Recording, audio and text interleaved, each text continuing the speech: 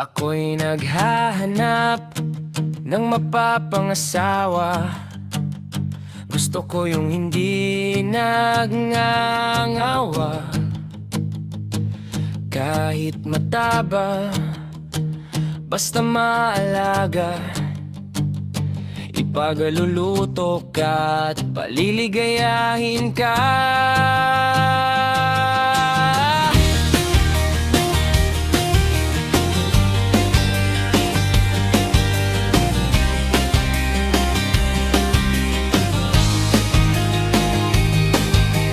Choosy ako pero low class na tao, hindi mapili sa mga nirereto. Wag yung sobrang ganda dahil pangit naman ako, pero ako'y marespeto na suplado. Napag-isip-isip ko ang kanta ni Androe. Ano kaya kung aking ipupursige? Humanap ng pangit at maganda ang ugali. Sigurado marami pa ang ganyang babae. Makapatingin, titingin nga dyan sa tabi-tabi.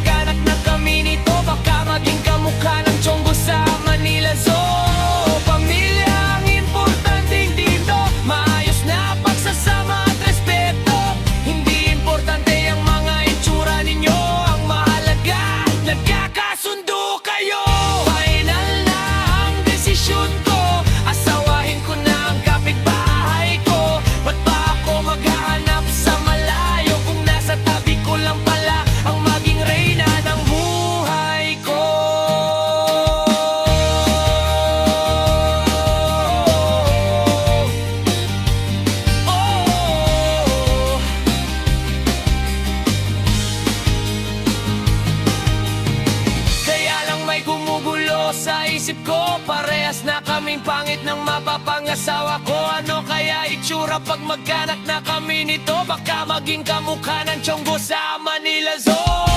Pamilya ang importante dito, maayos na pagsasama at respeto. Hindi importante ang mga itsura ninyo, ang mahalaga nagkakasundo kayo. Final na ang desisyon ko, asawahin ko na ang kapitbahay ko. Ba't ba ako maghahanap sa malayo kung nasa tabi ko lang pala ang